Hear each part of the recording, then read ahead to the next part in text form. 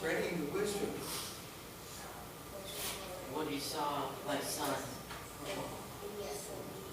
trying to be honest. I'm trying to make it sure.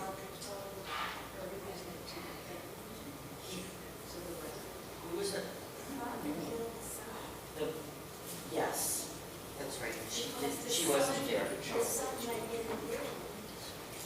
The father went in the room and he saw the son on top of the Good morning. Good morning.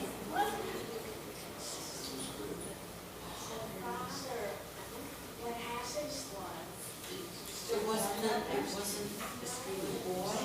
The boy was abusing his sister.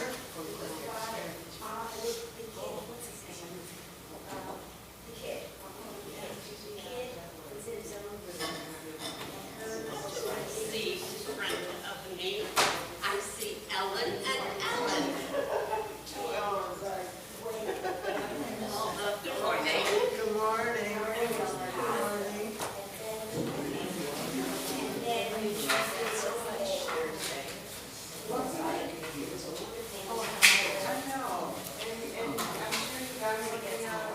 The father threw the boy against the wall. I thought it was because the boy was, I thought the boy was here. And I was afraid. Hello. Thank you. Then yes, they were scuffled against the wall. Yeah. So it's very close. I thought he pulled the boy. I thought he pulled the boy. But I have been catching up. Oh, yeah.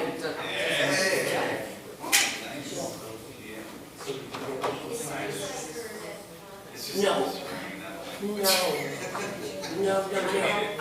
I was wondering about that. It was yesterday. Oh, no, I didn't. And then I thought maybe it was today. It was supposed to come.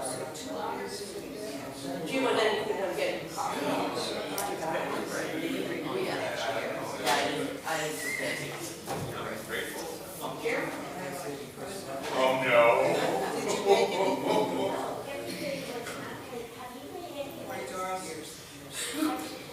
Some of them. Hey, when the season of the lane, can't guarantee anything. Flash your notes. I know.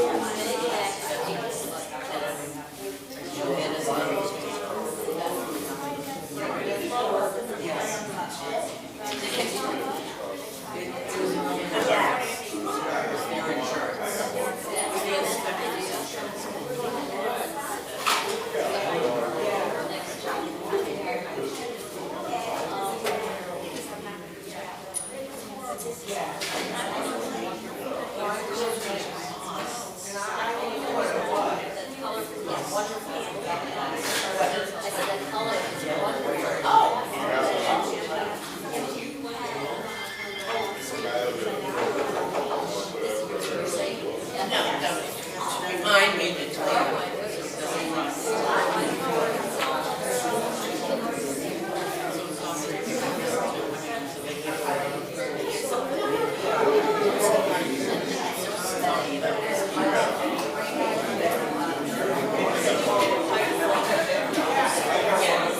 It's so perfect.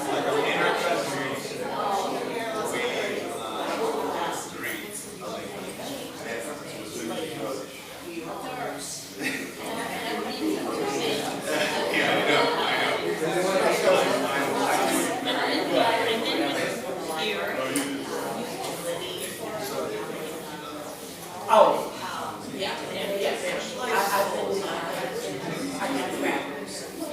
It's just like stuff. Oh,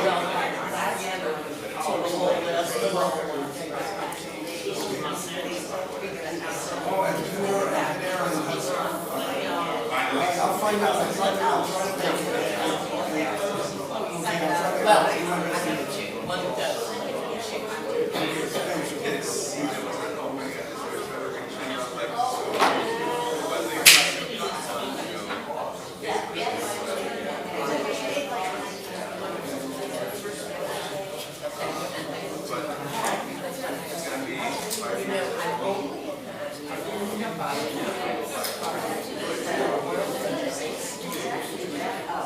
I wasn't sure. I wasn't. And then they were at 8, and I saved one, saved, and then you're I still have it. I know. I have one too. I know.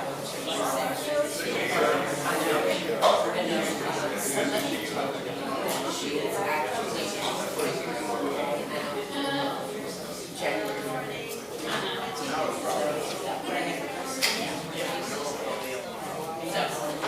Thanks. Thank you. Thank you. It's going to leave, boss. It's so nice to be seen. Right.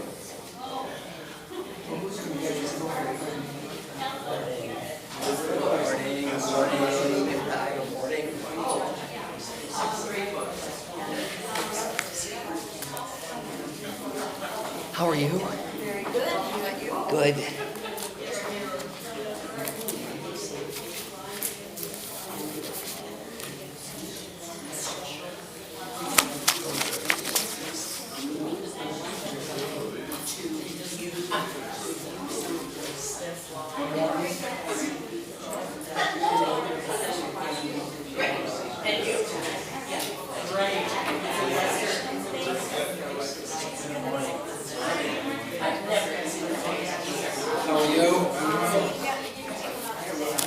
I think these just are extras. If you want to just put them out there at the end of the table, that'd be great. Thank you.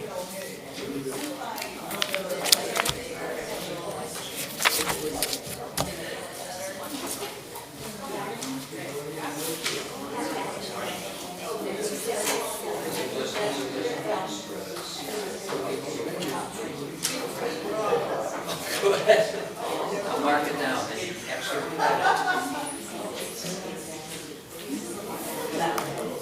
you.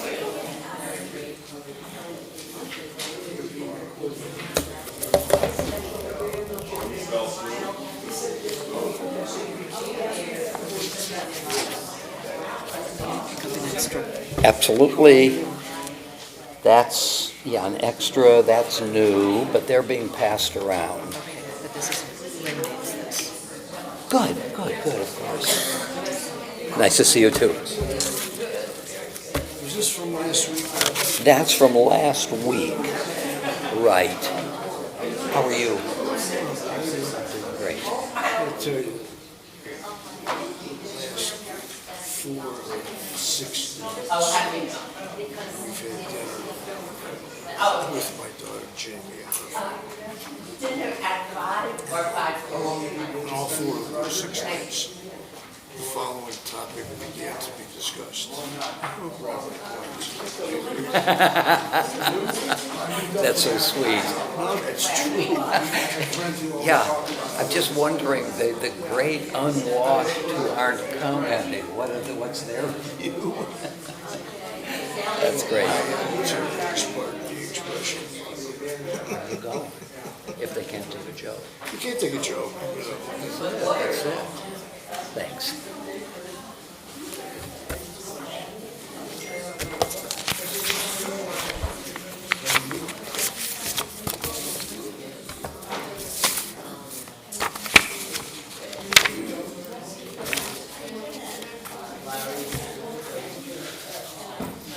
Good morning, everybody. Shabbat Shalom. So nice to see everybody this morning. Nice to be here. Reciprocal.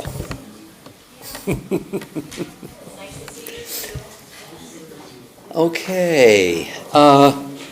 Before we get started in earnest, first let me welcome those who are live streaming. So good to see you. Just in terms of materials for this morning, so this parents and in parentheses and grandparents and children and grandchildren packet that I handed out last week, I'm not counting on everybody remembering to bring them. So there are extras at the end of this table. Also, there was a one-page edition which contained the parents and children with those lines going down from part to part. Extras over there as well. And then there's a new handout, which is an excerpt from Maimonides' Mishnah Torah, the book of Judges. Those are being handed around. So, if anybody needs something and would like to just get up now and get them, no problem.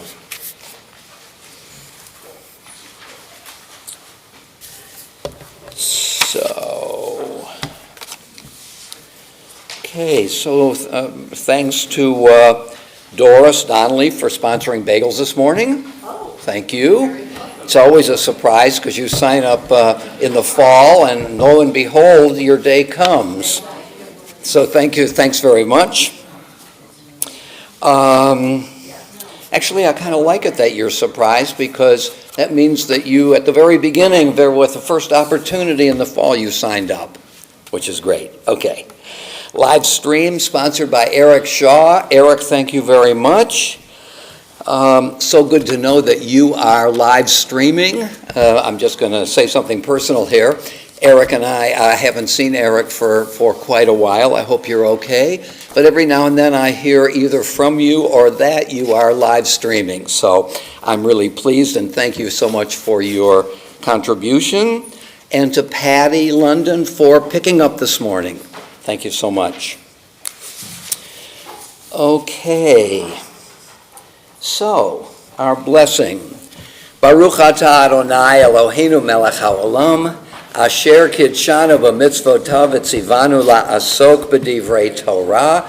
We praise you, Lord our God, sovereign of the universe, who sanctifies us through God's commandments, enjoining upon us the obligation to immerse ourselves in words of Torah. Amen. Okay, so we're working on the relationship between parents and children. And last week, this one page with these lines going down from top to bottom also brings in the issue of grandparents.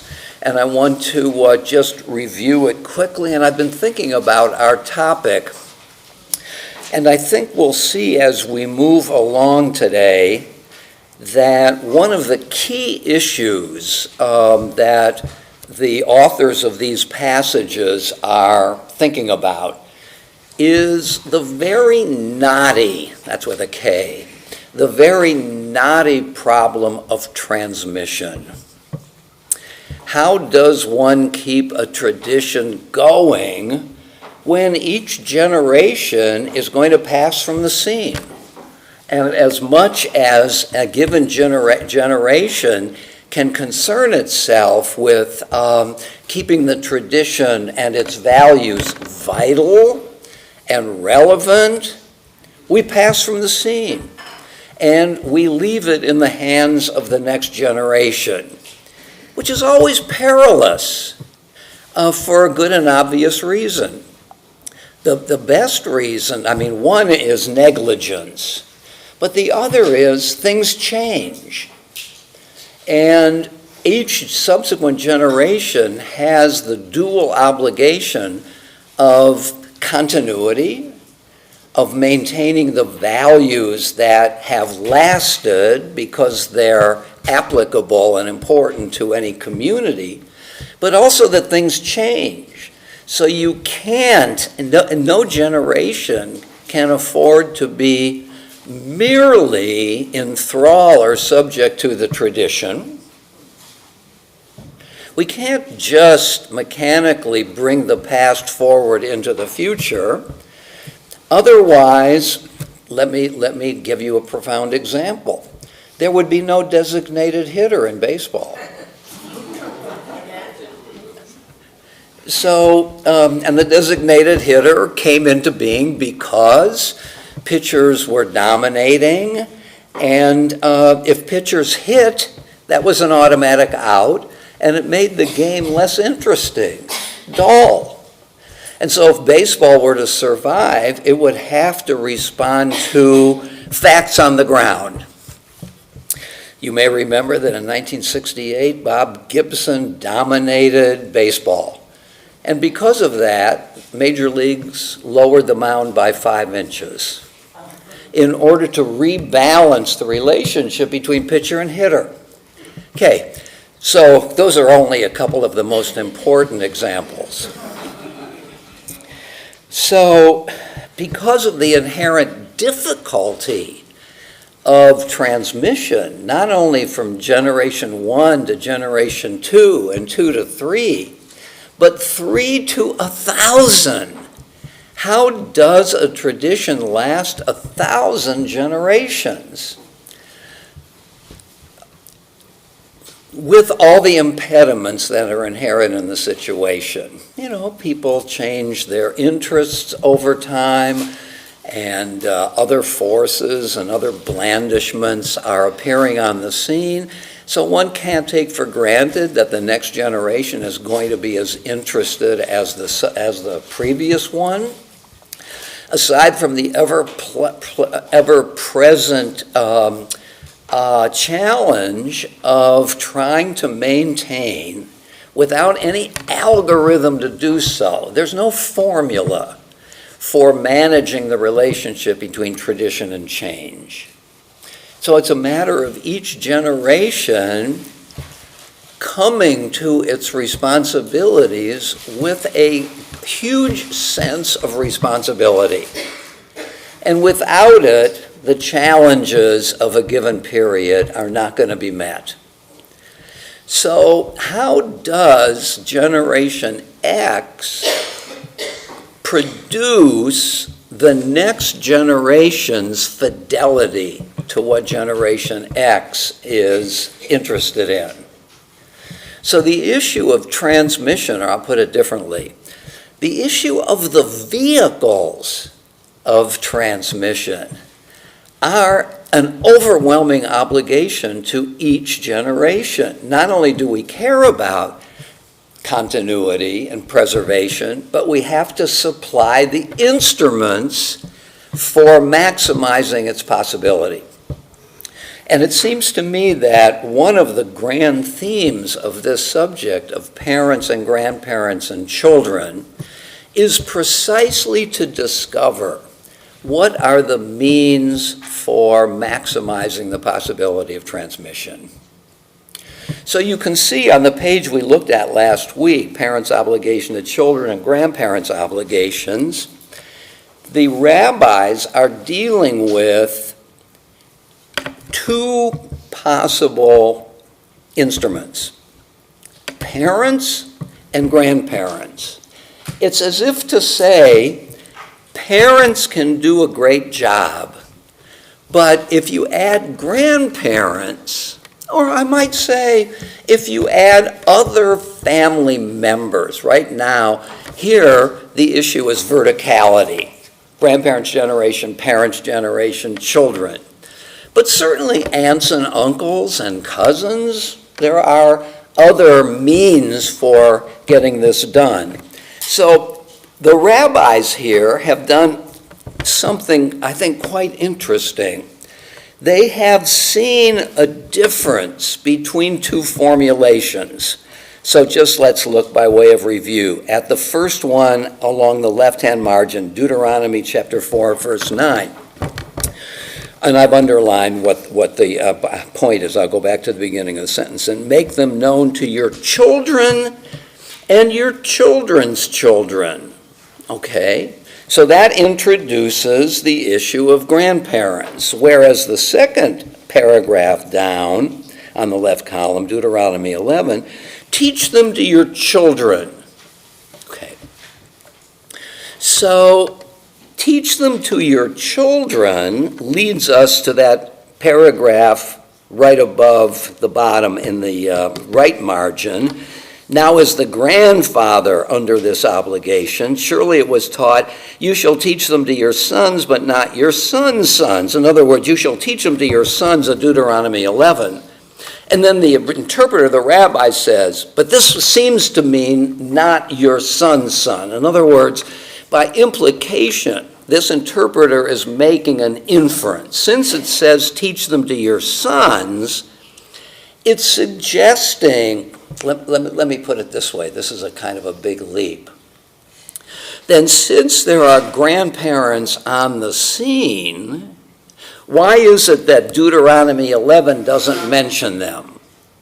That's my inference. I think it's really a bit of a fragile one. Or to put it differently, Deuteronomy 11 is suggesting that the task of transmission can be accomplished by the parents. Maybe that's a better way of saying it. Can be accomplished by the parents.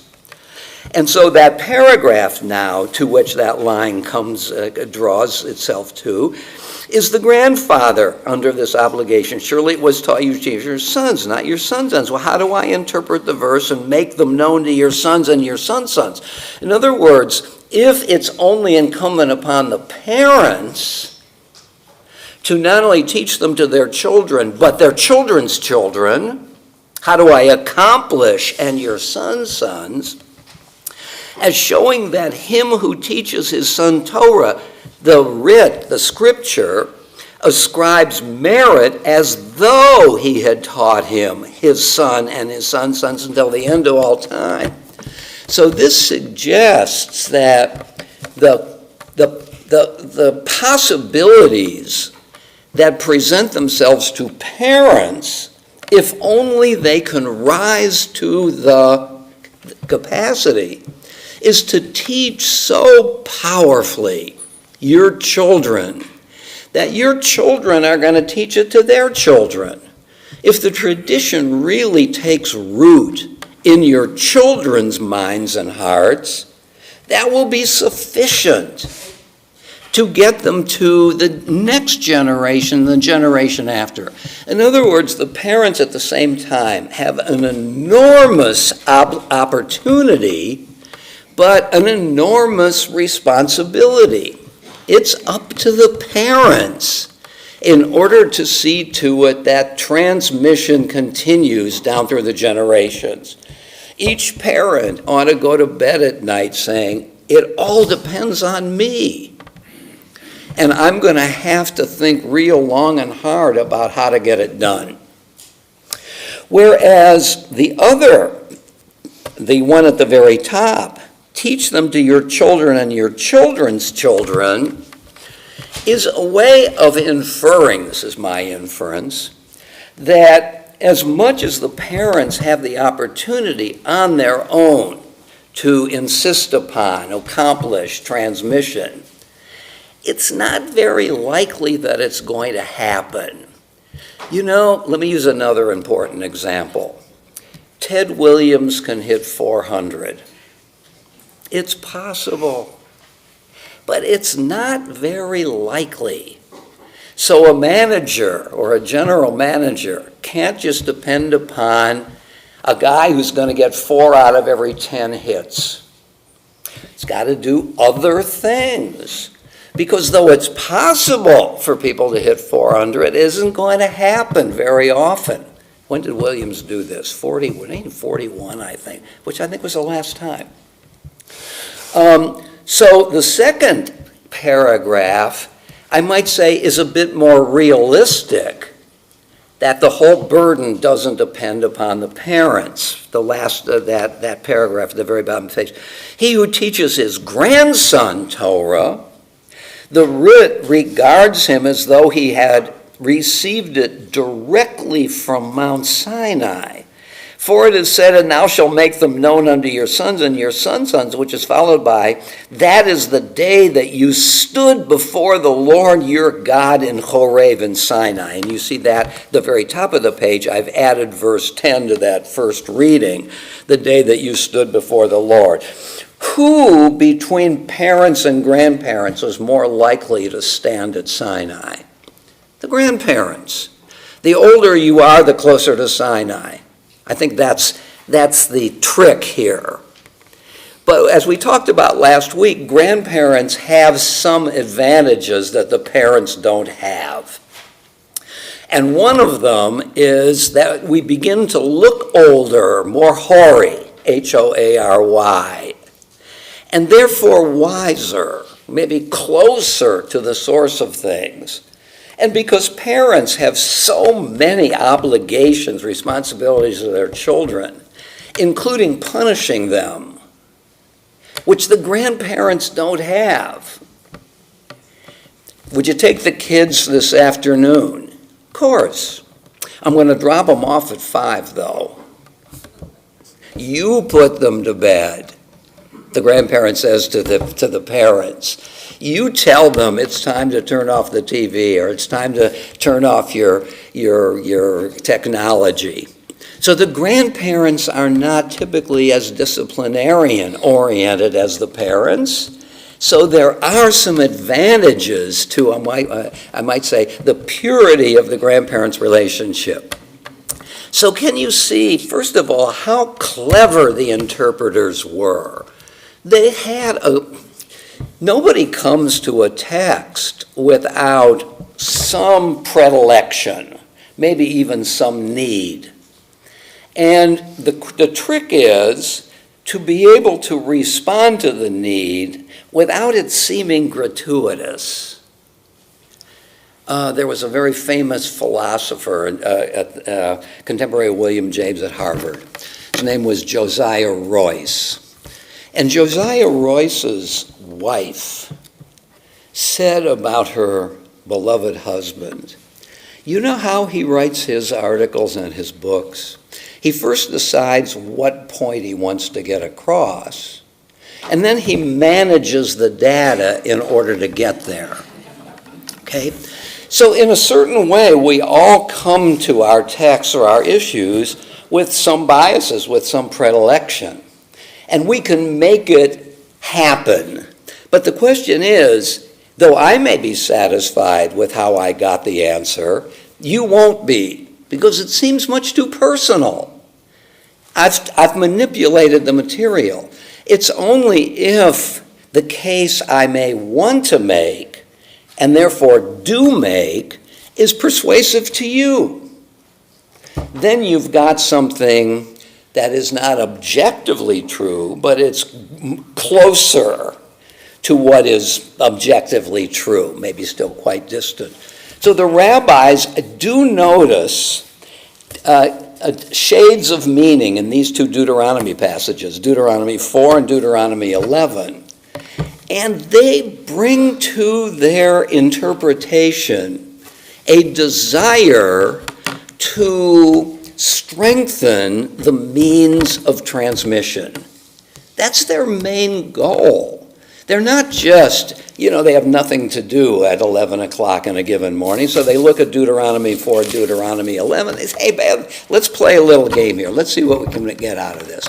There is deep seriousness in their interpretation of the difference between these two passages. And what they come up with is, ideally, there are multiple means of transmission within a family. Parents, grandchildren.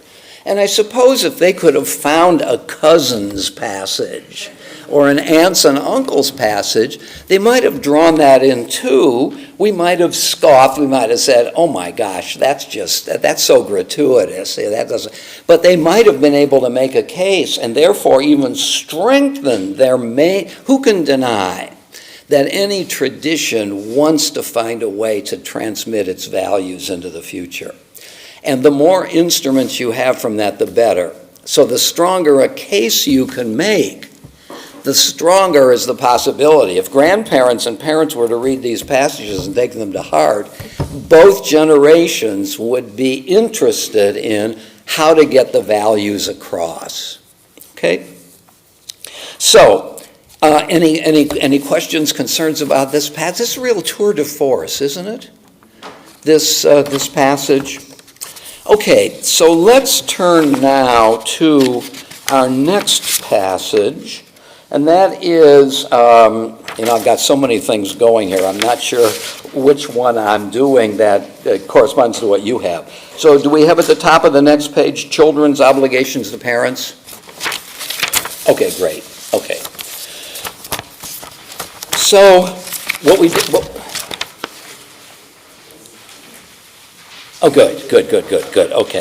So we had on page 1 the older generations to the younger generations, and now we do the converse. What are the obligations of children to parents? I suppose this is an issue of transmission too. I don't want this discussion to be a Procrustean bed. You know the image of Procrustes? Okay. Procrustes was an ancient guy who owned an inn, I-N-N, at a crossroads in ancient Greece. And of course, on crossroads is where travelers are more likely to stop than if there's just one road, right? So Procrustes' inn was a place that travelers stopped in their numbers. And Procrustes had a particular way of dealing with his guests. He would put them in a bed which was already preformed. And if the bed accommodated a person 5'11", but that person were 6'2", Procrustes would chop off part of the body of that person in order to fit the bed. There you're taking the datum, a 6'2" person, and squeezing that datum into your preconceived form. And if the person were 5'2", he would stretch that person so as to fit that bed. So we think of the bed of Procrustes as a way of fitting what we discover along the way into preconceived formulations. Okay? Why did I bring that up? I don't know. Oh, I do know. Thank goodness. So now we're dealing with children's obligations to parents. So I've already said that the main issue here is transmission. Well, on its face, children don't transmit to their parents, except incidentally. It's the parents that transmit to the children. So we want to ask now, among the questions we want to ask, we don't want everything to fit this one bed, is how do the children's obligations to parents facilitate transmission among whatever else it might do? Okay, so here we are on this page. So what we have found, what we see here, and some of us have done this before, but not so much for this purpose, is two parallel passages, one from Exodus and one from Leviticus. And once again, I have to say, because I'm always in awe of it, how much the rabbis knew, how much they knew the Bible. They were able, for example, on the page we just left behind, that two passages deal with the same thing in different ways, right? Two passages in Deuteronomy. Here there's a comparison between Exodus 20 and Leviticus 19. Now this is a very prominent and famous issue, so it's more likely that the reader of Torah is going to remember by reading Exodus there's a Leviticus passage and vice versa. But if you read rabbinic literature, you're always stunned by how well they know it. And they know it well. What is it that leads them to know it so thoroughly? Either literally or figuratively, they all believe that this is the Word of God. This book contains the very truth of things.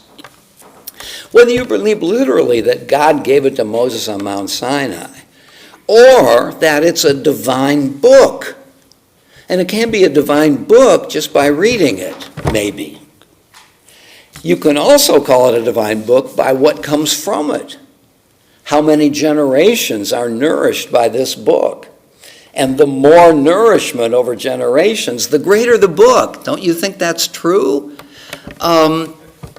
So it's not just that the rabbis didn't have the internet, that they spent their time studying Torah. For them, Torah is the vehicle for understanding the very truth of things. And it's hard for us today to feel that, I think. Okay, so Exodus 20. Honor your father and your mother, that you may long endure on the land that the Lord your God is assigning to you. Contrasted with Leviticus, the Lord spoke to Moses, saying, speak to the whole Israelite community and say to them, you shall be holy, for I, the Lord your God, am holy. You shall each revere his mother and his father, and keep my Sabbaths. I, the Lord, am your God. Okay? So both passages deal with the relationship of children to parents. What are the differences?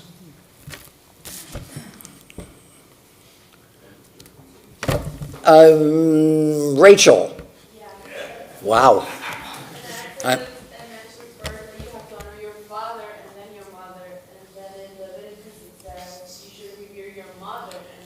Okay, very good. So the order is reversed.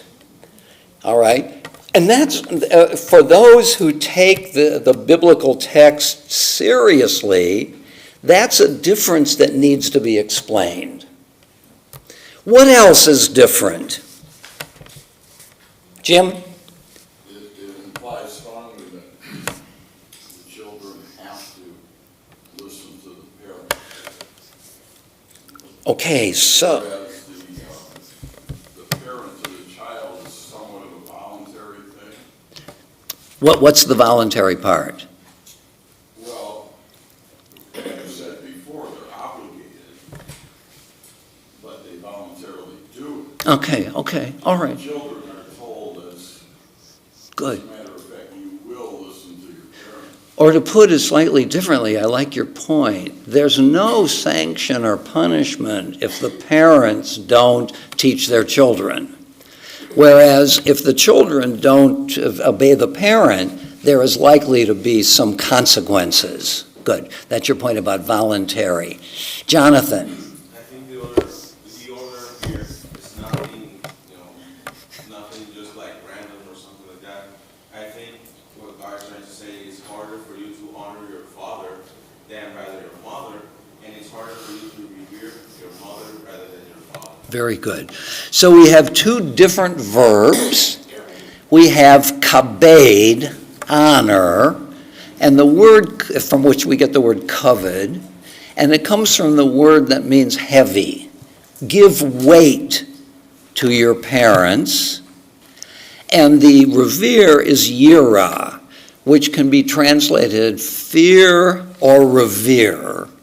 Okay? So these are two different ways of relating to parents, and each way is represented in talking about the object of the verb, honor A and B, revere B and A. Okay, different verbs, different order. If you have these two passages in mind, you have to ask yourself, is this accidental? And the answer could be yes, right? I mean, if you come across a paragraph in Anna Karenina, and it looks like he chose the wrong word, you don't say, my God, what could he have meant by that? Maybe he just made a mistake. You know the idea, even Homer nodded from time to time, right? But God doesn't nod. However you understand that literally or figuratively, in a certain way it's an axiom for getting the most out of Torah you can. Believe, here's the axiom, believe that every word matters and there are no mistakes. And that puts the burden on the reader to find out the way in which, though it looks problematic or it looks accidental, it isn't. And if you start reading with that in mind, you're going to get more out of it. The danger being you find something that really is not there at all, just to make yourself happy about it. Joe? One reading that I had on this, there's a consequence in Exodus. Yeah. That you may long endure. Yeah. The mother probably really cares about the endurance of her child. Uh-huh. There's no consequence in Leviticus. There it's be holy or I'm holy, which maybe is a patriarchal, God sees himself as patriarchal and says, holiness comes through the Father, but Exodus taught us that if you want to endure long, listen to your mother because she's the one who really cares about you. So that's interesting. Good. So you're drawing yet another kind of implication that when survival is at stake, let's read the mother and father in a certain way. When it's holiness, it's a difference between something that's temporal, continuity, and something that's absolute, holiness. I don't know exactly if that's going to work in helping it, but there is that difference. Very good. Okay, so we have to notice as well in Leviticus 19, you shall each revere his mother and his father and keep my Sabbaths. I, the Lord, am your God. There are three parts to that verse. Revering, keeping Sabbaths, not only Sabbaths, but my Sabbaths, and I'm the Lord your God. So one could say when there's a list, A, B, and C, that list, if read, I was going to say correctly, if you read that list as a narrative, then you have a story. And a story is more than a discrete list of items. And the rabbis are going to make a story, a narrative.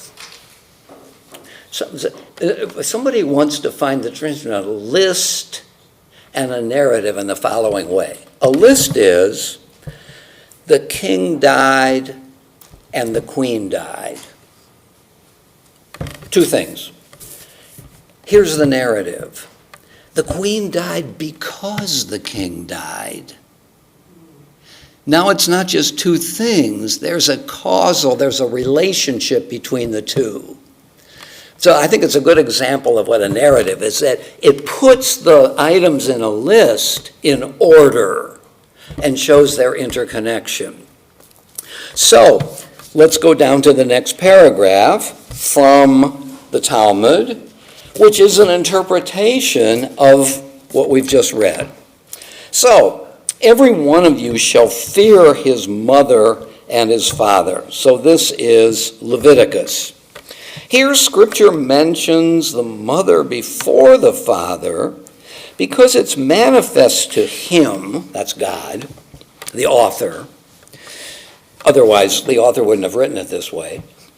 That the child fears the father more than the mother. Okay, so in a patriarchal society, you know, what we joke about in a certain way. Now, wait till your father gets home. He's going to really punish you, okay? And in a patriarchal society where the mother is subordinate to the father rules the family, so to speak, and therefore is the one who is most feared. Okay? Here Scripture mentions the mother before the father because it's manifest to him that the child fears the father more than the mother, and therefore by mentioning the mother first, Scripture stresses the duty of fearing, or as I might say, revering her. Now that's quite extraordinary, isn't it? It's taking a hierarchical family structure and making it to some degree, and I don't want to overstate it, egalitarian. Now each parent is on the same plane with respect to reverence. Okay? So here the mother is lifted into a higher prominence than a hierarchical view would indicate.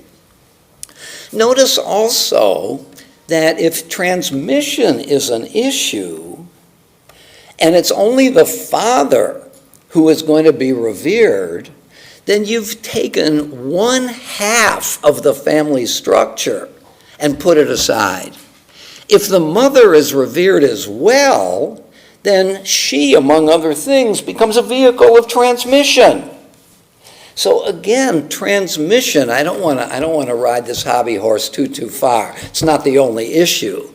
But again, it raises its head here. Yes? We're going to get to that. Let's hold on to it. We're going to get there today. Yes, we are. Maybe we'll go there right after we finish this passage. Very good. Good. Okay, so in the case of honoring, see where I am? Fourth line down in this passage at the end of the line. In the case of honoring one's parents, however, Scripture mentions the father before the mother because it manifests to him that the child honors the mother more than the father. How do I know this? A reason is given. Because she endeavors to win him over by kindly words. Okay?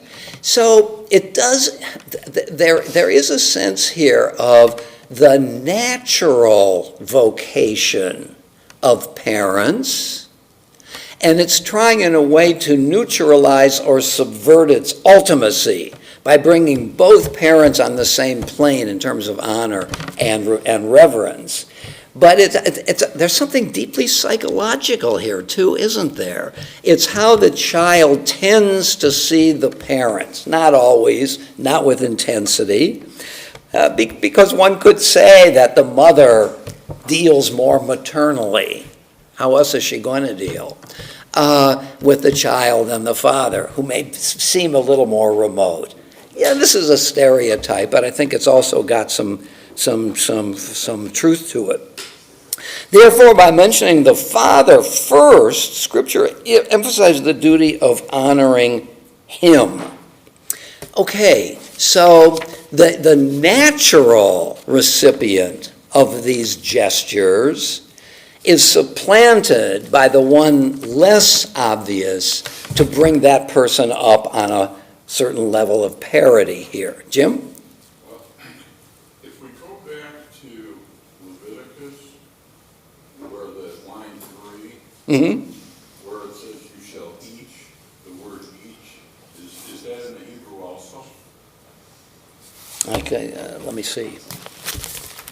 Leviticus 19.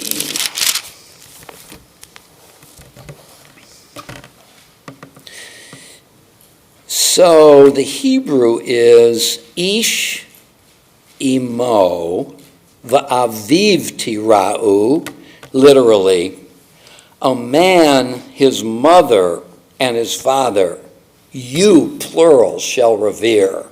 So I think the plural suggests each. Okay, what I'm getting at is, I think it's directed not just to the children. Uh-huh. I think it's also directed to the parents with their respect to the grandparents, their own parents. In other words, the directive here is to the adult children, shall we say, you must continue to respect your parents in this situation. Oh, wow, that's an interesting point. You're saying that each generation of the children, so if you have children, parents, grandparents, there are two levels of children here. There's the child to his or her parent, but it's the parents as children to their parents. I think that's why the word each is put in there. Because the new parents, or relatively new parents, may disregard their own parents' input. Yeah. Because people being what they are, the younger people know everything. Yeah, that's an interesting point. So Jim, here's your assignment.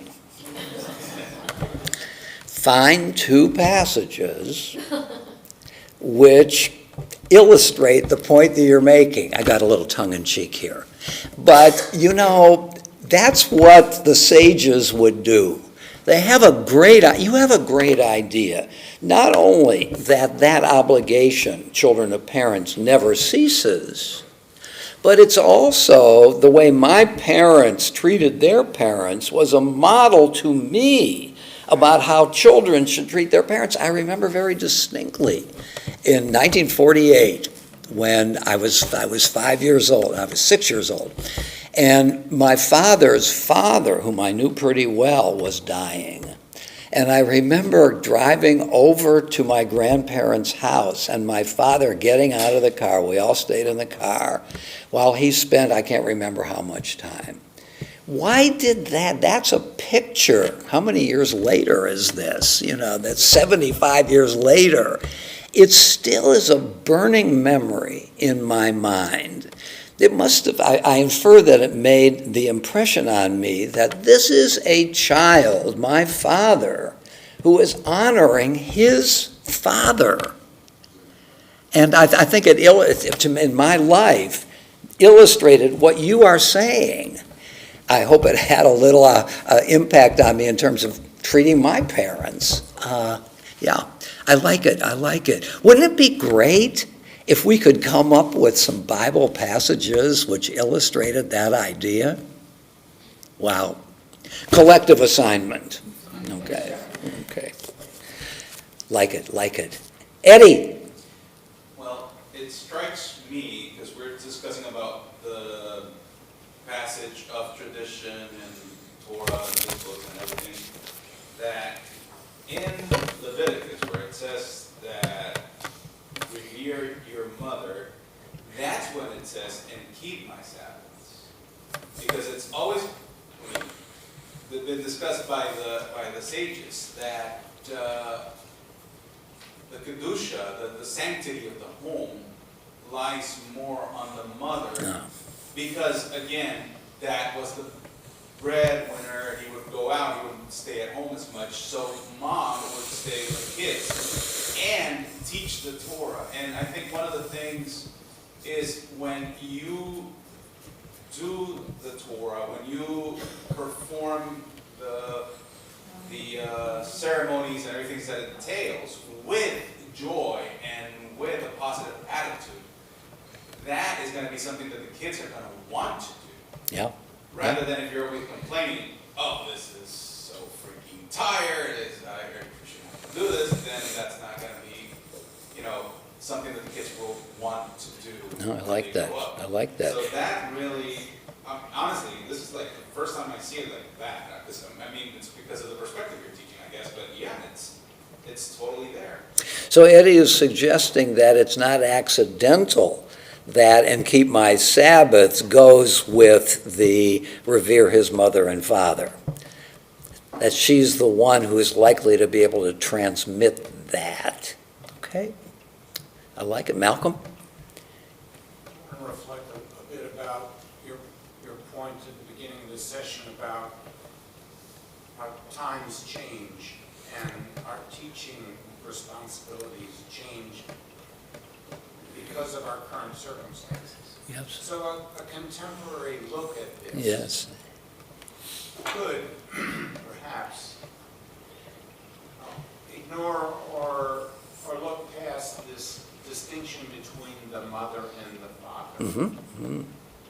In the sense that these are just characteristics of individuals. And so we have single parent families, and we have same-sex couples. Yeah. And so one has to adopt a different understanding of this to apply it to current generations. And maybe this passage from Kiddushin anticipates that without knowing so, because it puts father and mother on the same level for both honor and revere. And therefore, if both have both obligations, then let's call it an untraditional family can accommodate itself to this.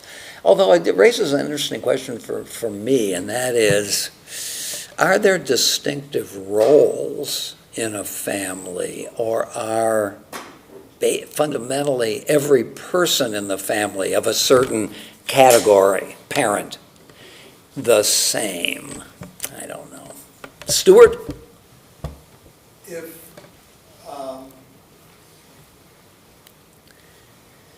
as the parents grow older, Yes. or as the children grow older, they start to leave the mother as the primary influence Mm. and go to the father. You think that's true? Okay.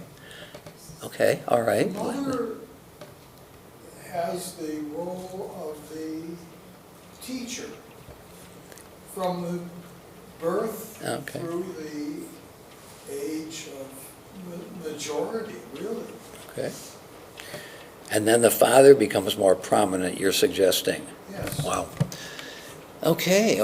I mean, strikes me that that's a little too rigid a structure, that different families are going to work on this in different ways. But nevertheless, so you're offering kind of a developmental approach to this. Yes. As the children grows, things change a bit. And Maya, you had your hand up. Something that Malcolm said, I want to put it in a different context. So the first one is Exodus. Exodus is when the people are in the desert going towards the promised land. So that's why if you do that, you are going to get the promised land. Interesting. And the other one, Leviticus, is more the rules. So you do that, and then you do the Sabbath. So it's just, if then, it's just in a different context. I like That's it. what you were talking about, every generation, or the time of changes, you have to adapt to them. I like that. So Maya's point here, if I got it right, is the Leviticus passage is nested in a narrative of liberation. If you follow the commandments, then certain things will happen, which is your explanation, so to speak. At least you're pointing this out, that the Leviticus, the Exodus has consequences, because that's, whereas Leviticus, see if you accept this formulation, is more timeless in its formulation, and not so much if then. Do this no matter what. Is that basically your... Well, because I think that those are two narratives at different points of the nation.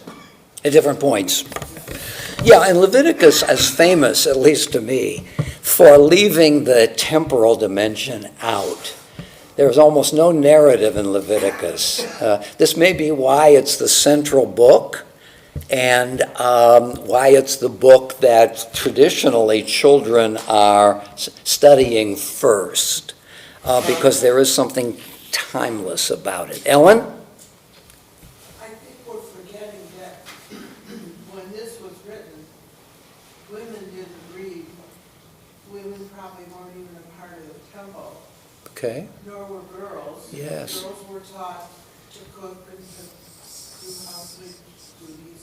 Yeah. And the father was to take the son to the Yeah. Shiva or wherever. Weighted toward the male. Yeah, so today it's very twisted. It's not, it's different Different from what?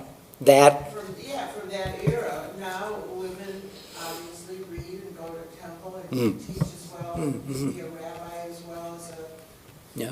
man, and girls are disciplined and revered Right. the same as men. So I think we've given it another dimension. So let me suggest what you're saying, that the Kiddushin, the Talmud passage, is quite contemporary in its outlook. Can be, always can be. But it is seeking to unravel or to problematize the hierarchical understanding of family. Or anticipate, yeah. Margie, did you have your hand up? Yeah, I don't know what sense anymore, but it relates to what I said, is that coming out of the Exodus narrative, there were so many women, even growing figures in that story, and the rabbis even acknowledged everyone was redeemed because of the midwives. And there's a whole cast of great women. Yeah, right. Except Exodus is the one that lists the father first, so it doesn't really make sense. Well, but nevertheless, I mean, if you wanted to give more weight to the position of bringing the mother into prominence with father, you could point to those 5 amazing women at the beginning of Exodus. It is stunning. The book, the basic book, let me go for broke here, that the basic biblical book is Exodus. That's where it happens. The liberation in Torah, freedom in Torah. Then you get institutions. You get the tabernacle. You've got the structure and the value structure of society in the book of Exodus. It's just in that book that before the men start to do anything, the women have already defeated Pharaoh, right? I mean, when you've got Pharaoh's daughter expressing sympathy, that totally unravels a dualistic good guys, bad guys view of reality. Here, one of the greatest gestures a human being can undertake is looking at another individual and feeling sympathy for. And guess who does it? Pharaoh's daughter. So I think, in a certain way, the women really there. In a way, it reflects the liberation of women, or the possibility. I know I'm getting close to going too far. Not in terms of the idea, but whether one can pin it on Scripture. But nevertheless, no, I think that's a good insight. Patty? I understand in Leviticus, that section, there's the word shall be holy, but it seems more aspirational to me when if I read the two sentences in conjunction, the idea of reverence, of practicing reverence, no matter who it's going to, and keeping the Sabbath are ways of living so that you can be holy. You shall be holy if you read that in a futuristic sense rather than you better be. Yeah. It's something that you aspire to through the actions of reverence and rest.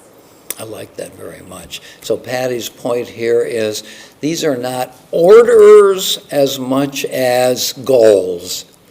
Let's strive for the goal. And it does say, you shall be holy because I, the Lord your God, am holy. So God is at the, I might say, the top of the ladder, and we try to climb the ladder of holiness to the degree that we can. And there's a famous rabbinic passage about what does God do in the Bible. Just as God clothes the naked, clothed Adam and Eve, so should we clothe the naked. Just because, in as much as God visits the sick, you remember that the visitors who really represent God come to Abraham in chapter 18. He offers them hospitality. That happens immediately after the circumcision chapter, chapter 17. If we just read it naively, we don't put the two together. But the rabbis put it together. Abraham is convalescing. Next verse, here comes the messengers of God. So, just as God visits the sick, so should we visit the sick. Just as God comforts the mourners, Isaac at the death of his mother, so just as God buries the dead, you remember God buries Moses with a kiss. So that's an elaboration of this idea of what we should aspire. It's God does this, you do this. Imitatio Dei, right? To imitate God as a way of climbing the ladder of holiness. I like that very, very much. Joe? If you take it a step further, what do we mean by teach? Some of us may be thinking, take them to the Beit Midrash and teach them text. Yeah. Or it's teach by example. Right. And be holy by example. So ultimately, we know, I know there are other passages in Talmud where it says that this statement about be holy because I'm holy takes you beyond the mitzvot. Yeah. It means you have to do more than just the written text. So perhaps the father is the one who, or either one, I guess you can say this either way, but is the one who maybe, I take you to the Beit Midrash, that's my responsibility, and the community has a responsibility to teach you text. But it's the role modeling that we're really saying is a different kind of teaching. I love it. I love it. Let's go back just to illustrate Joe's point here. Let's go back to the first page with these lines up and down.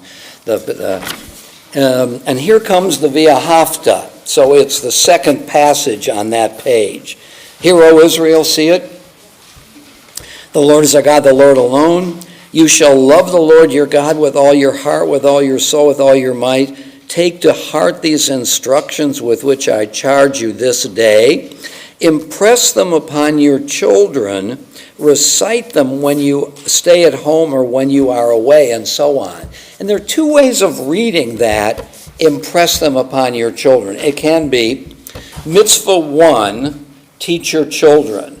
Mitzvah 2, recite them when you stay at home and when you are away. Mitzvah 3, when you lie down and when you rise up. You can see those as a list, or you can read it differently. And I think, Joe, this is an illustration of your point. Impress them upon your children by reciting them when you stay at home and when you are. It's not just a list. It's how to teach your children diligently. And as I pointed out, this verb impress captures the Hebrew. Shana, shin nun he is to teach. Shanan, doubling the nun, is the intensive form of teach. Teach them diligently or impress. How am I going to impress them? I can take them to the Beit Midrash, or I can live my life in a way in which the message comes through.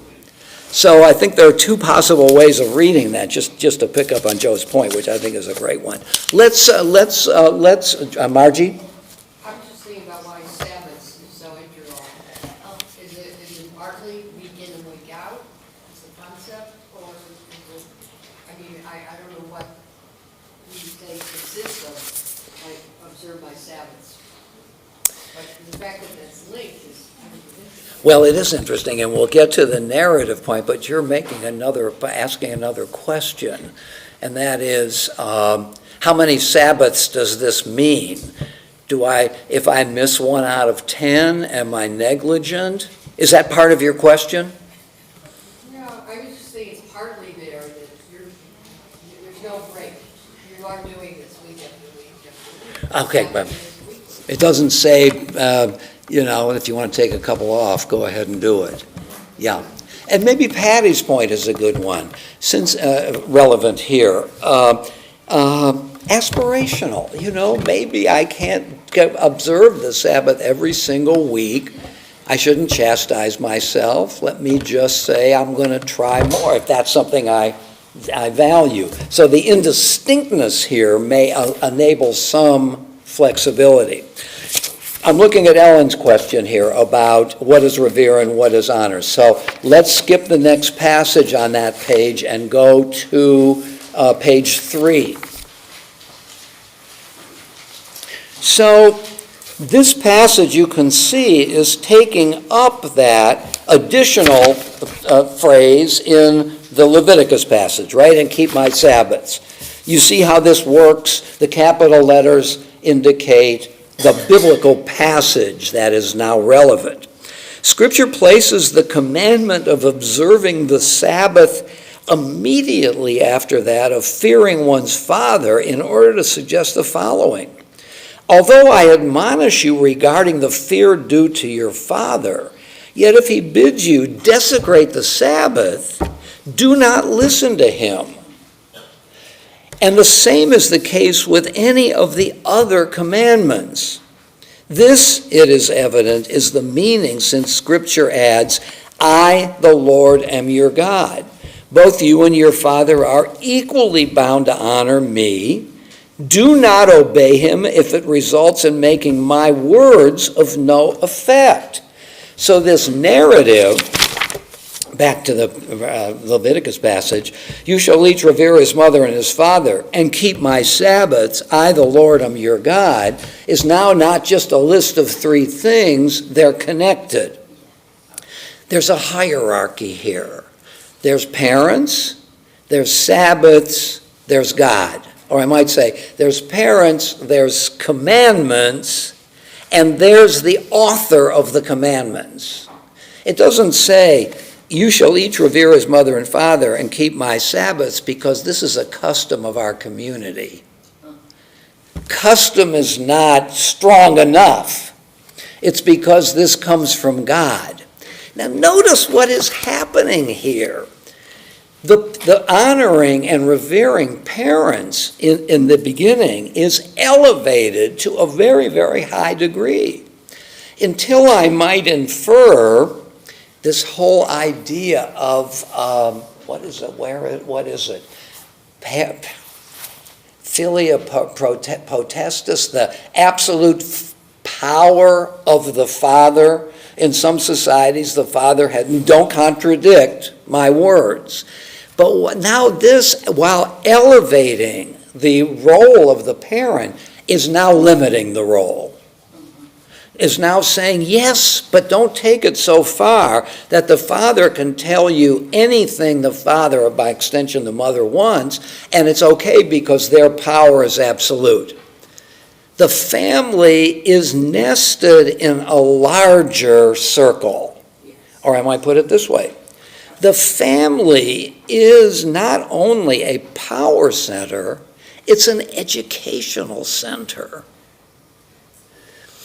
So that if the parent dominates the child, and can even brutal, verbally or physically, the child is likely to emulate that when the child creates a family. And so you've got the absolute power of the family down through the generations. And that's the case, can the parents teach their children if they're brutal to them? Or if the parent suggests that my word is law, period. This passage suggests the parent's word is not law. It's only law if it takes its value from someplace outside the parental capacity to dominate. I think it's quite extraordinary. It's quite dialectical, isn't it? The parents, yes. Teach them to your children. Yeah, but no. There's a limit. There's the yes to what the parents can do, but that yes is running into a no. And the no is, you are serving something else and not just your own. So there's a famous example in the Middle Ages in a responsum where the father evidently has said to the son on his deathbed, never talk to Plony again. He and I had bad blood, and I want you to promise me you'll never talk to him again. And the son goes to the rabbi and says, no, and the rabbi says no. The father cannot impose that on the child because that is an extremely strong value judgment. So that rabbi in a responsum, the thing about responsa literature is it deals with particular cases and then tries to justify its decision by roaming around the literature. So this is a good example of the limits of parental power. Carol? Well, what about David telling Solomon when David's on his deathbed to kill the people that David feels wrong? I thought I told you not to bring that up. There you go. There you go. And Solomon does it, doesn't he? Doesn't he kill? I think Solomon kills David's enemies. Yeah. What are we to make of that? Gosh. Well, David was a very problematic guy.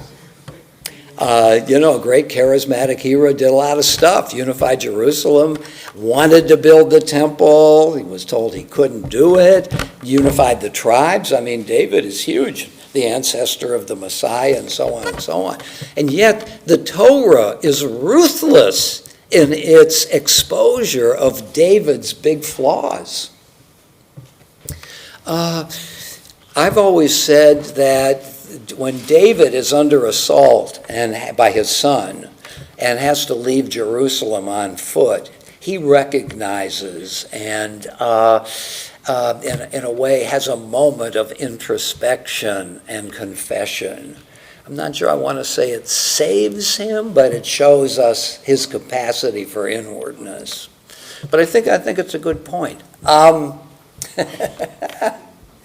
Right, we often ask this question about God in the Bible, who can be extremely ruthless, right? Wipe out all the Canaanites. And one response to this, maybe it's not fully satisfying to a normative religion, is that though God does good and promotes commandments, the fundamental or a fundamental attribute of God is power. Take your shoes off, you're on holy ground. Nadav and Avihu, who bring a strange fire before God. Zapped. Be careful when you deal with holiness. This is danger. So in a way, the Bible does promote a morality, but how should I formulate this? It also does other things. I was going to say goes further than that. Yeah, no. The Bible here, again, is not a fairy tale. They live happily ever after. Then if that's the message, I don't pick the book up anymore. It's not like us, not like our lives. Let's go on a little bit here. So, now we're getting to Ellen's question. We're on page 3. I am the Lord. I am the Lord your God. Both you and your father are equally bound to honor me. Do not therefore obey him if it results in making my words of no effect. Pretty potent, I think. What is implied by the term mora? Reverence. That one should not sit in his father's seat, nor speak in his stead, nor contradict his words. And what is implied by the term kavod, honor? That the child gives the parents to eat and to drink, provides them with clothes and shoes, and leads them into the room and out if they are infirm. Okay? By the way, I think the idea of loving your parents never enters this discussion. This is more about respect. This is more about an institution that has work to do. And I'm sure the rabbis would say, look, if you love your parents, great. But it's not necessary for the family to do its work, which I think is pretty sober-minded. Okay, can we think about the difference between mora, reverence or fear, and kavod, honor? Anybody see some structure here, some difference between these two kinds of activity?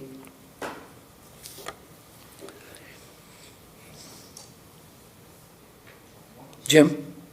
Well, the second is simply humane. Okay. The first is more like a statute, a rule. Ah. Okay. In other words, Never thought of that. I kind of like that. You're suggesting even the language is different, that one should not sit in his father's seat, as opposed to the child gives the parents. Doesn't say the child must give. Something like that? yeah, the first implies an absolute rule. Okay. And the second is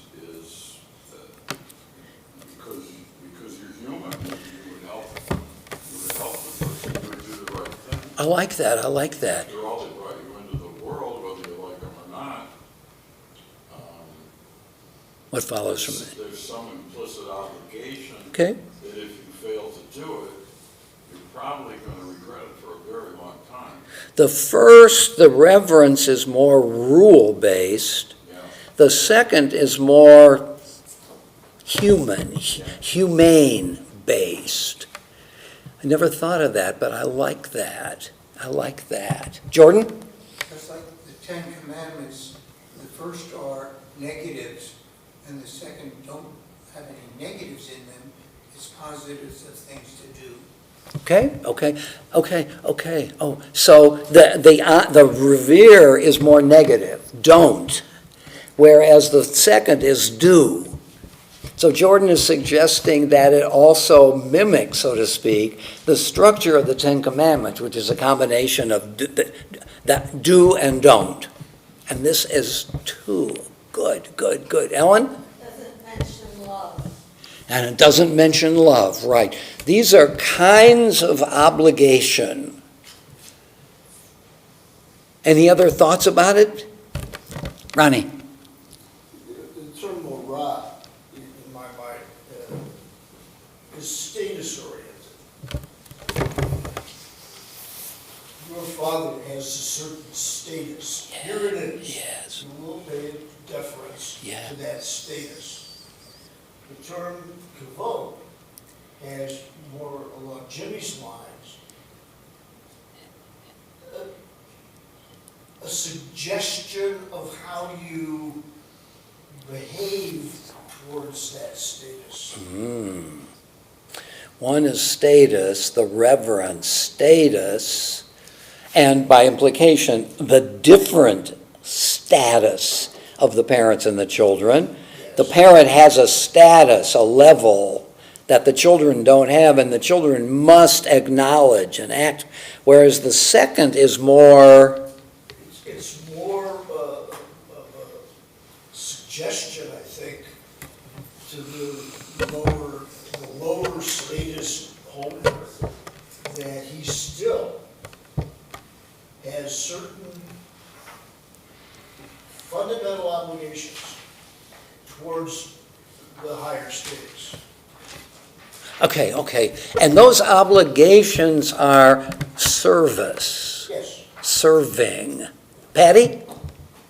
I would think that for a community to function well, there's a recognition sort of built in here that elderly people may be easily replaced or made irrelevant if the first obligation isn't made part of the rules of society. In other words, as people are aging, I don't want to offend anybody in here, but. We all are. It's easy to say, Joe, you can't remember well enough to leave the country, so you need to move aside. For a society to function well, we can't just brush aside people Good. as they're aging, just because maybe we can physically, Interesting. replace them or make them irrelevant. Good. Because there's value in respecting and learning from people as they age. But both of these obligations are necessary because you might have to help people physically, you might have to bring them food, you might have to help them in and out of the room. And that's just as important as being respectful and not taking their seat and speaking for them, allowing them to speak for themselves, even if we can, override their. That's interesting. So the first is, in a way, an attempt to neutralize an impulse. I may feel, as my parents grow older, that they're less relevant to me, and I might just, I'm going to visit them periodically. Remember Mel Brooks, the 3,000-year-old man, that I have 4,000 kids and none of them ever calls me? A nice illustration of that idea. Whereas there are also needs, don't push them aside, but there are also needs, and help them with their needs. I like that. Let me, because I do want to get to the next passage as well. I'm sorry. One way of thinking about it is that respect is stepping back. Honor is stepping forward. Take off your shoes, you're on holy ground, right? That's reverence, a sense of hierarchy.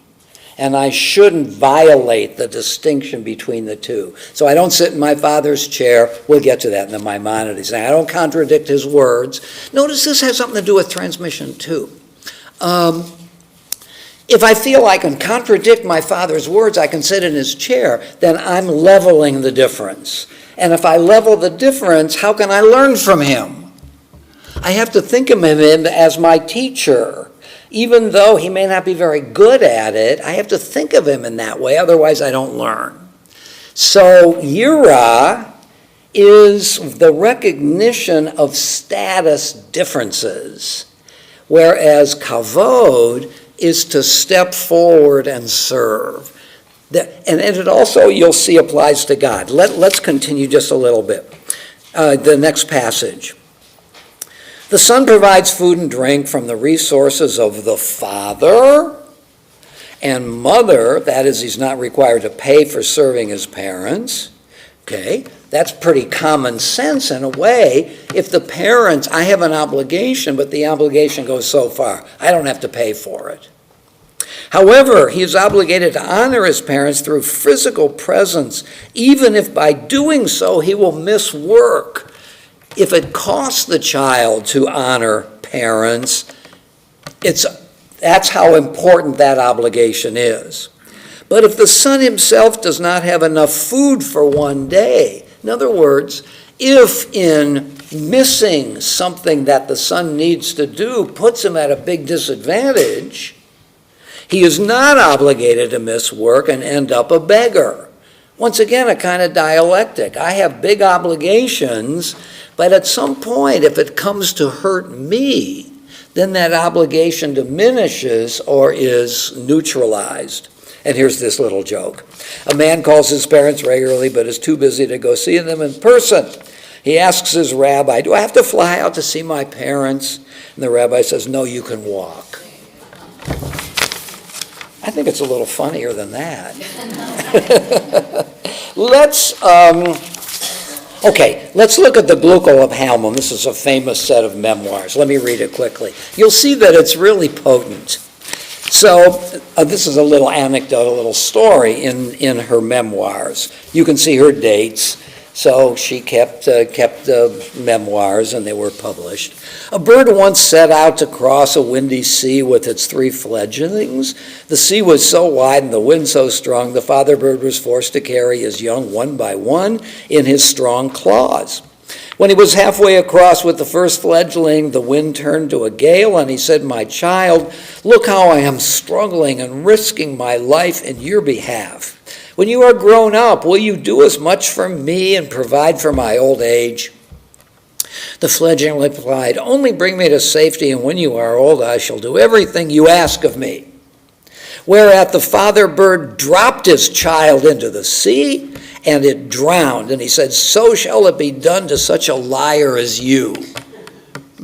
You're promising to help me when I am old." Yes, I will. Boom. Then the father bird returned to the shore, set forth with his second fledgling, asked the same question, received the same answer, drowned the second child with a cry, "You too are a liar."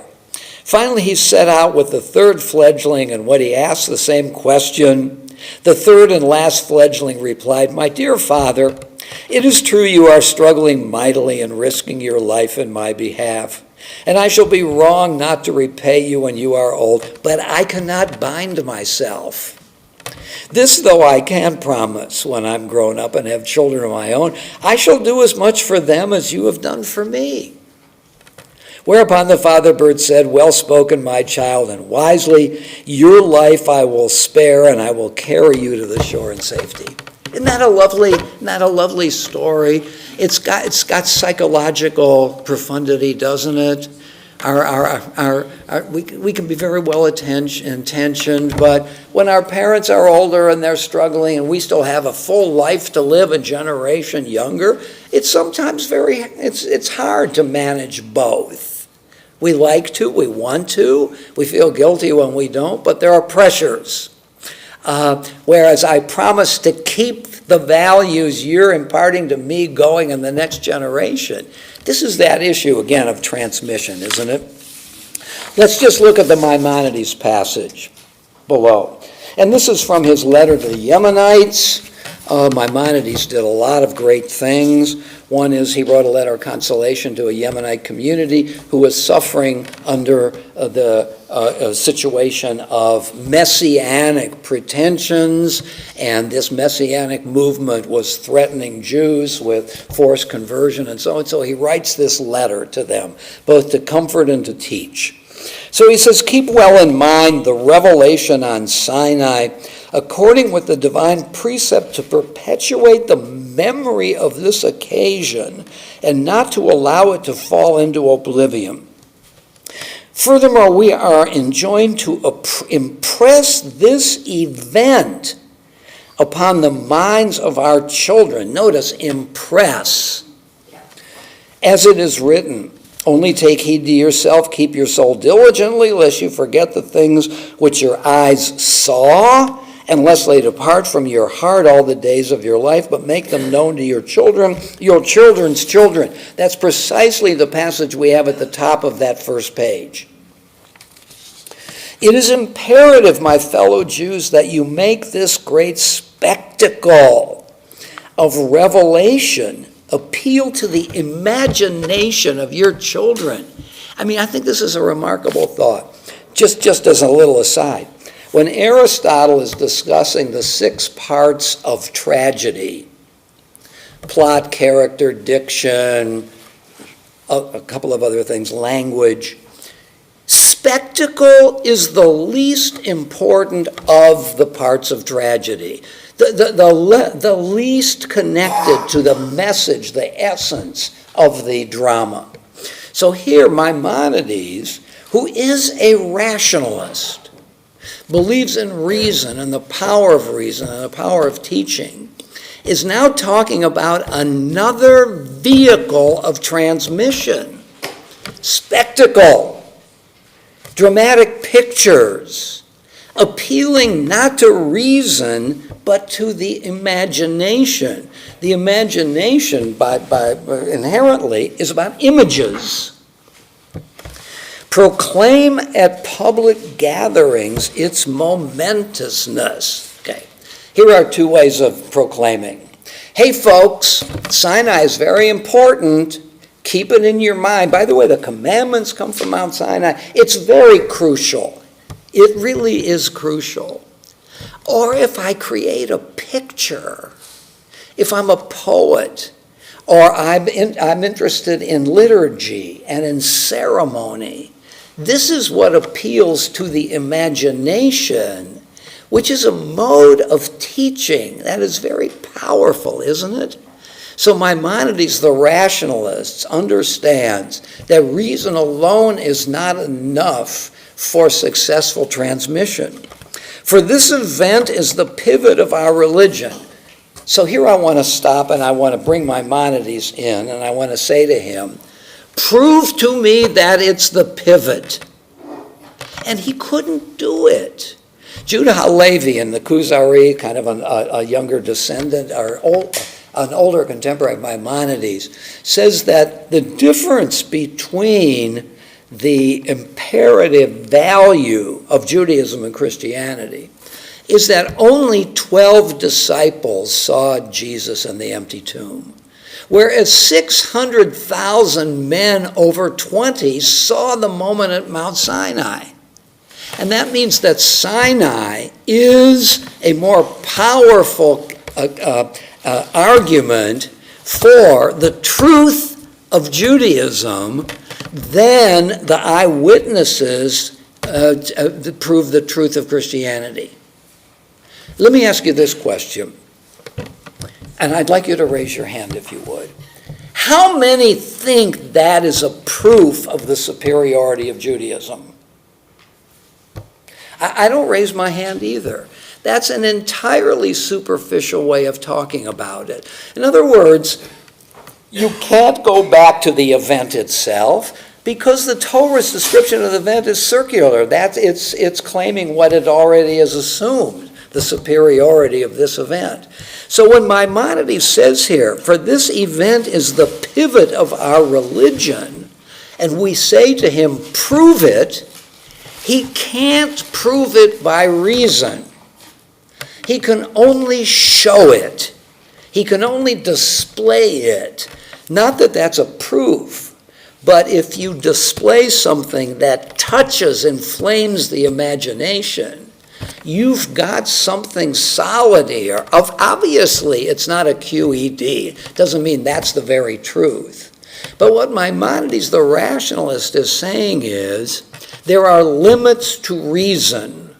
And if you want to teach your children, you have to present images. You have to do ritual and ceremony and singing. For this event is the pivot of our religion and the proof which demonstrates its veracity.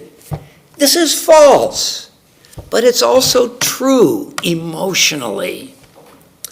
Evaluate this phenomenon at its true importance, for Scripture has pointed out, for ask now of the days past, which were before you since the day that God created from one end to the other, whether there has been any such thing as this great thing is, or has been heard like it. Okay? So this is a rhetorical argument. This is not a dialectical argument where he notes the different factors and draws a decision. This is rhetorical. This is an attempt at persuasion.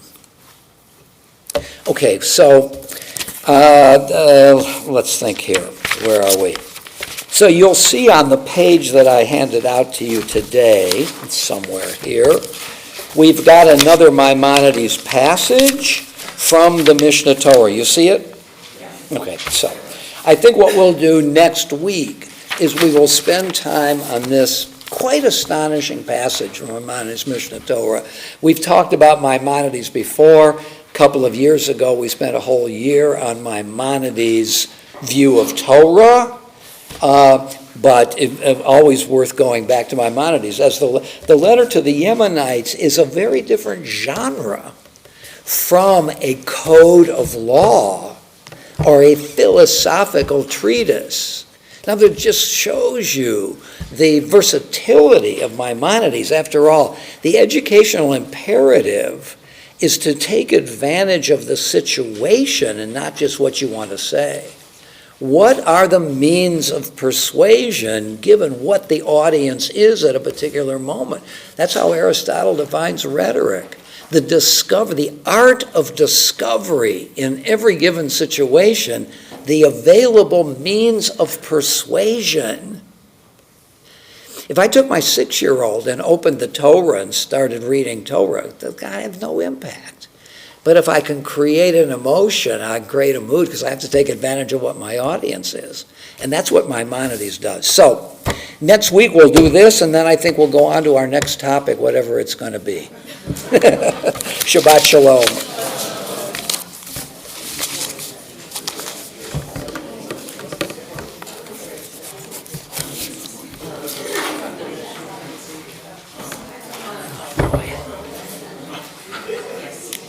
Follow-up to that. I find it curious that you're studying honoring parents, and yet Jewish children are much more likely to argue with their parents than others in the culture.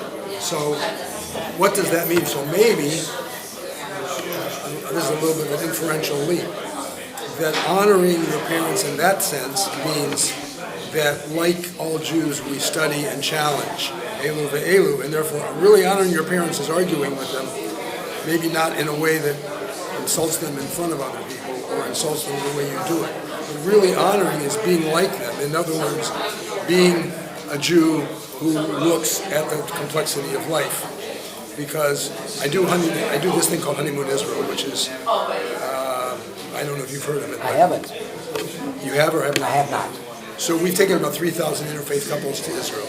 We do trips from Cleveland. We do them in cohorts of 20 at a time from the same city. And it's about 75% intermarried, but the ones that are not interfaith, but the ones that are not interfaith are very disconnected from the community. But interestingly, we do a little Hillel Shammai study and talk about Elu ve'elu. And one of the things, and I try to travel once a year with the group, and one of the very interesting artifacts is that the non-Jewish person will usually say, in my household, we never contradicted my parents. And then I went to my significant other's house, and everybody was arguing. And so as I was sitting here, I was saying, here we are studying honor the parents, and yet culturally we're probably way on the extreme of the spectrum of arguing with our parents and feeling, but maybe we're honoring them in the argument, as opposed to arguing them in the breach, so to speak. Here's a thought that I've been thinking about a lot. So arguing is, we might say, a form of skepticism. I don't really agree with what you're saying, and I'm going to tell you why, because we value conversation. And I think there are two forms of skepticism. Skepticism within what we might call a set of axioms. I accept certain things, but within that, I'm going to press every point. Or skepticism without a frame of reference, which can only lead to nihilism. Everything is questionable, nothing has inherent value, it's all up for grabs. Almost cynicism. So I think that, yes, it's a good point. What you're saying is that we have a sense of principles that we accept, and therefore it's an argument, it's still honoring, because it's arguing, we're honoring the core principles. Absolutely, and I think we're failing today in families. I remember when my kids were young, we used to sit around and talk Torah after Shabbat lunch, which I think, from Maimonides' point, is that made more an emotional point than an intellectual one. Now, my kids are not, but by and large, very faithful to the activities of Judaism, I have to say. But we were trying to create a framework in which things go. And we don't do that anymore. The parents' role as teachers, wow. My parents are up against it, of course, today. But I like that framing. That's what makes sense for me. Yeah. We have to do the Maimonides thing. Spark their imagination, and then we can, very nice. I took more than times you did not recognize over the years, but that's okay. How many? 73. 73 times. I intended only the first 60. I figured it just became habit. Oh, there's Ron again. All right. What I wanted to comment on, and I think it's important, is contextual. When all of the commandments are given, verse 21 versus verse 20. And Moses is commanded to speak to the community. Yes. That community is exclusively adult men. Is it? Doesn't it talk about men, women, and children? You don't think so? If it does, I skipped over it and didn't remember it. You're talking about the Mount Sinai thing? Yeah, look at verse, At the, Exodus. Sure, I don't have that one. so you're talking about this, right? All the people witnessed the thunder and lightning after the Ten Commandments? Keep going. 20, where were we? Not Exodus. That's 20. That's Exodus chapter 20, verse What 15. were we reading today? Verse 12? Honor your father and your mother. Okay. So here,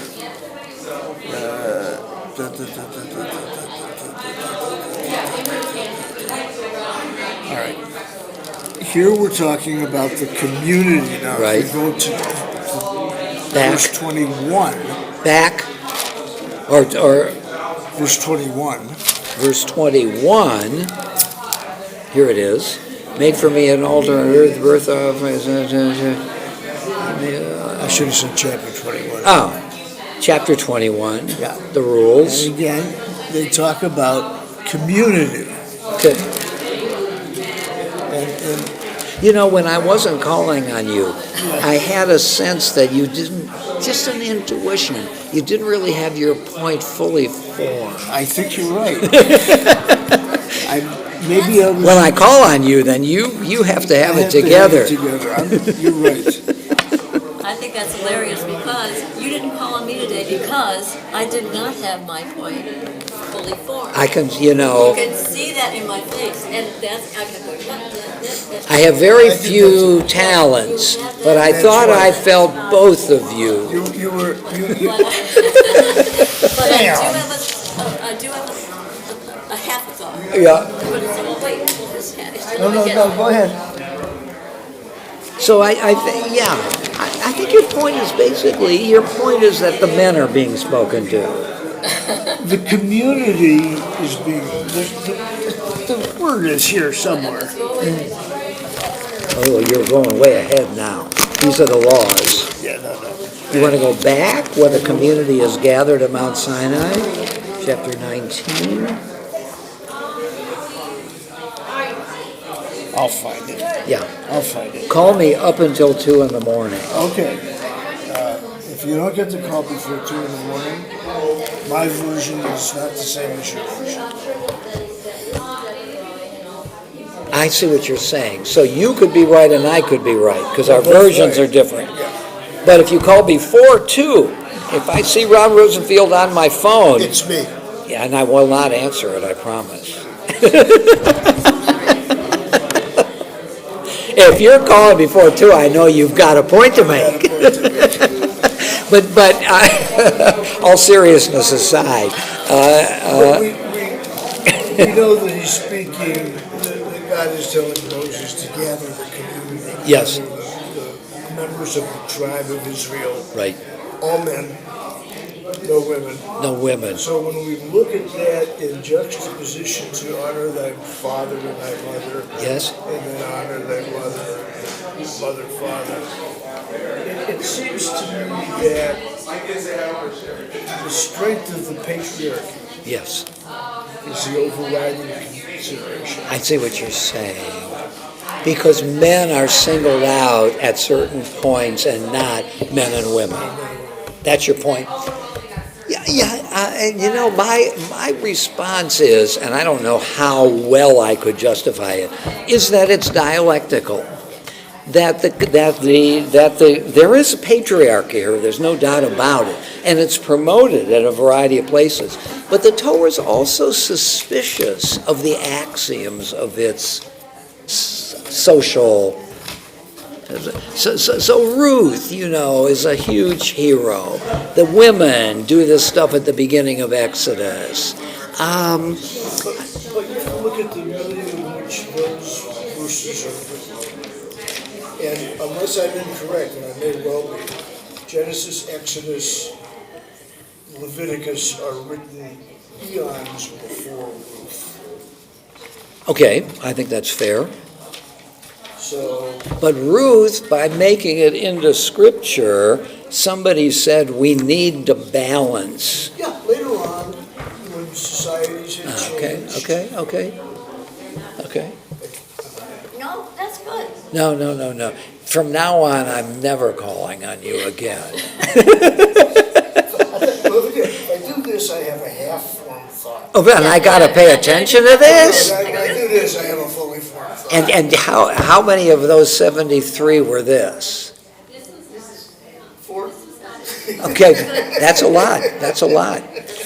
So I really did not acknowledge many times you had your hand up. Yeah, I got wonderful intuitions about these things. So I'm bringing my half thought back, because I really liked where we started. Yes. And I wanted to go further on that equation. You had identified a narrative between family, Shabbat, God, and I was liking that sentence. And I was thinking that was a pathway that builds upon the words that I bypassed the family, mother and father discussion, that all seemed really clear. But it seems that all of this is a path to spiritual survival. Not ritual, not the land, not father to mother, but to spiritual survival of people, which, accounts for all the vagaries of roles in a family, all the ways that change. I love that point. That was where I was. Well, and what is your point? That See? in spite of all of the other things, it's fundamentally about spirituality. Yeah, spiritual endurance, the words, endure, keep. That's how, you're not going to get that just out of your head. You have to act, you have to endure, change, and you have to keep. Yeah. So your point here, let's do this spatially. Okay. Let's start on Earth and Yeah. try to build up our values. Let's look at it vertically. Okay. And be holy is at the very top. For I, the Lord. Am God and holy. And what's that for?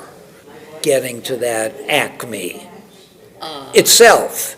It's spirituality. That's the goal of a human life. Now there you go. Now I'm lost. Now that went into ether for me. No, that can't be the goal of life. Is spiritual endure. It can be if you live your life in such a way Well, as to obtain nirvana. Is it nirvana or a good society? yeah. This is for others. You spiritual. Yeah, you're pushing. Yeah. So you're right. I think you're right. I think if you live your life in such a way as you reach a good society or do as you can to reach a good society, Right. then per se you have reached spirituality. And here's how to do it. Here's one way of doing it.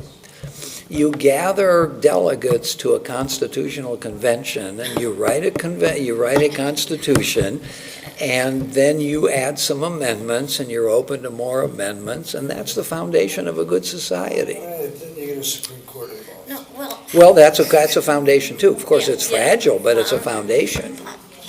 Back to. You don't That need was this. a political comment. Was it? But back to, a societal order is the goal. Yes. And why is spirituality either an end in Well, how does itself? that, I guess because it nourishes Okay. the foundation, so Okay. you're going, Back you went down. up, and now you gotta go back to the foundation. There you go. So I, the Lord your God, am holy is only, Only if you've got it in the foundation. so And it's not the acme. It's the penultimate step. It's the vehicle for what you really Right, want. Right, what we're looking for is a pathway to order Yeah, there you go. and harmony. Okay. I like that. I like that. So I thought you were going to make the point that spirituality is the goal. No, No, I would, no, It's the vehicle. no. It's I the mean, vehicle. It's a vehicle. you know, Abraham Joshua Heschel's magnum opus, God in Search of Man, Yes, that's the structure of his book. Let's ascend to God so we get Yes. firm foundations to come back Yeah, down and okay. create something durable. right, I should be reading more Heschel. Well, it's a tough book to read. I know. It's very. So is Leo Strauss, oh my God. Have you been reading some Strauss? Well, I only read an essay in. What'd you read? What I thought I needed to go back to, College. right. What did you read? Oh, What is well, political philosophy? No, I didn't read that. I read what we had in the library, which was Buber's compilation of essays. Oh. Oh, my God, you know. Oh, you read Buber, not Strauss. No, I read Buber, someone collected Buber's essays in the Jew, in his publication Okay. in like, whatever, Okay. the 20s. Yes? And Strauss had a couple essays In that book. In that book. I returned it quickly to the Here's what library. you should read. Here's what you should. I turned it very quick. I tried So- to read Heschel and realized that I Heschel's- needed to go back to Heschel's tough. elementary school. Heschel's tough because his sensibility is essentially poetry. He's a poet of the spirit, and it's hard to follow his argument. Rabbi That's a Lely, problem. when we were married, insisted that we read I and Thou. Oh, boy. Oh, boy, okay, so that was how seriously we were married. I'll say. We were seriously married. So it was a casual wedding, but it was a serious marriage. That's a tough book. It's a Yeah. very tough book.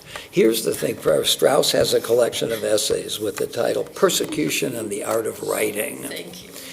And it's got 4 essays, the lead essay with that theme.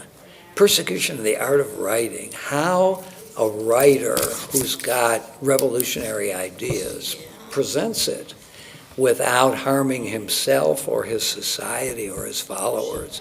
It's about the art of writing radical things. It's an amazing, and then he has 3 essays on Judah Halevi, on Maimonides, and Spinoza.